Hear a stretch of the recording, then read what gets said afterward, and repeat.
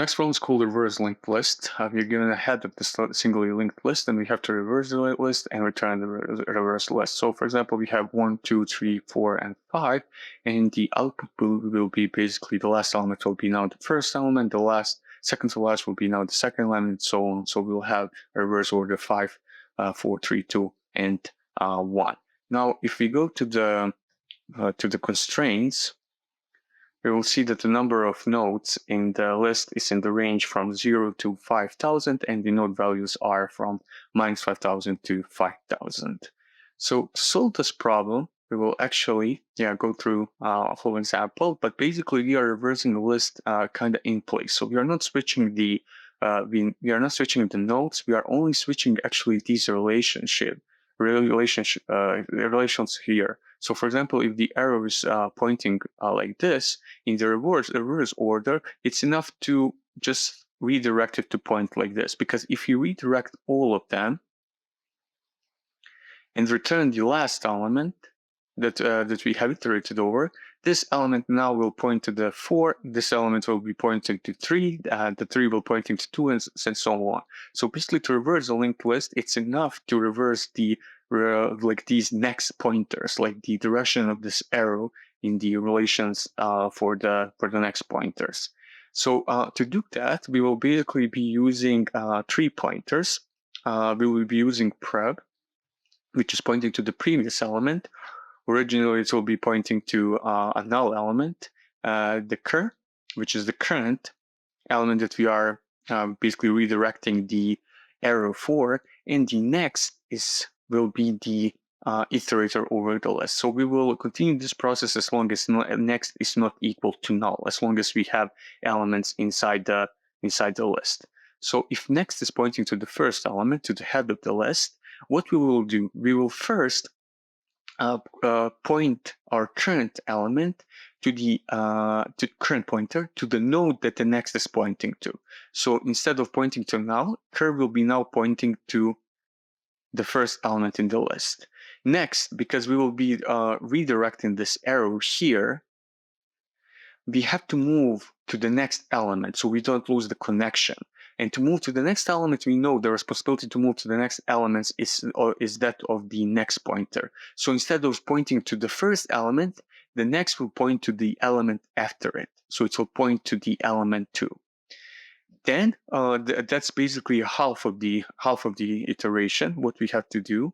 The next part is we have to redirect this arrow, and to do that, we already know that the current is pointing now to the first element in the list, and it's enough to make the current next point to the previous element. So in this case, we will redirect this arrow to not point to 2, but point to whatever prev is pointing to. And prev is pointing to a null element. So the first element in the list will be pointing to null element.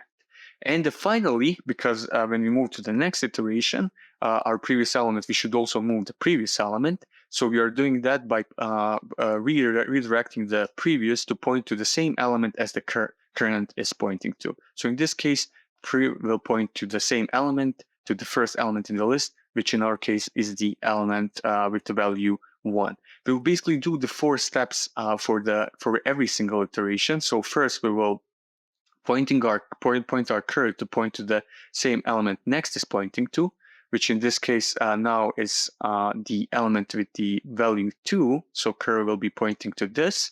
Then we will move our next to the next element. So instead of pointing to 2, it will point to the element after 2. In this case, it will be the element 3.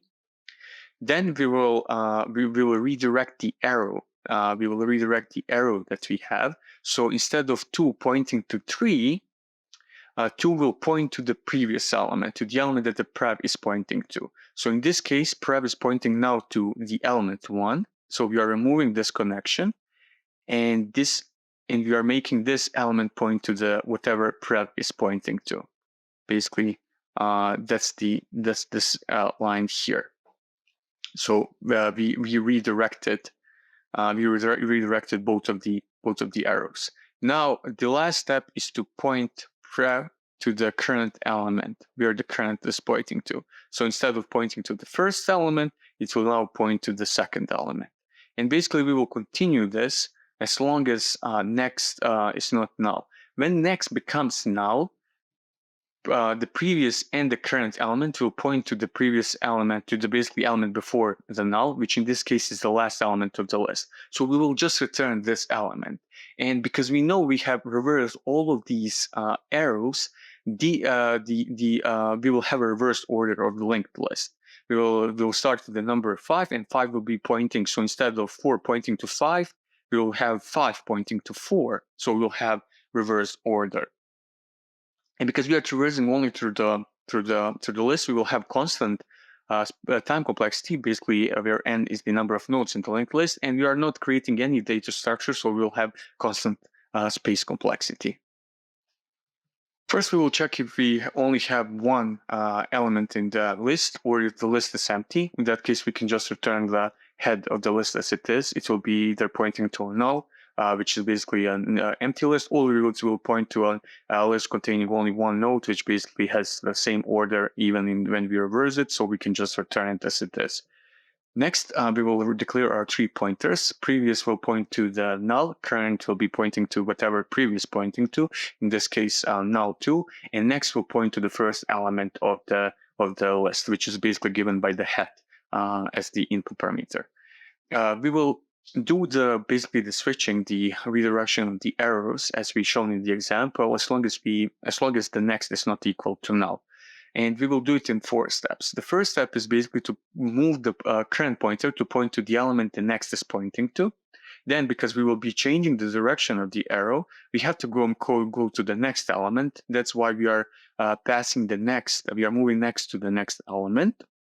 And then this is the second part of the redirection. We are basically now current is pointing in this case to the first element in the list, and we want to change the direction that the first element is not pointing to the second element, to the second node in the list, but it's pointing to whatever the previous element is pointing to. In this case, previous will be pointing to null in the first iteration, but in the second iteration, it will be pointing to the first element in the node list.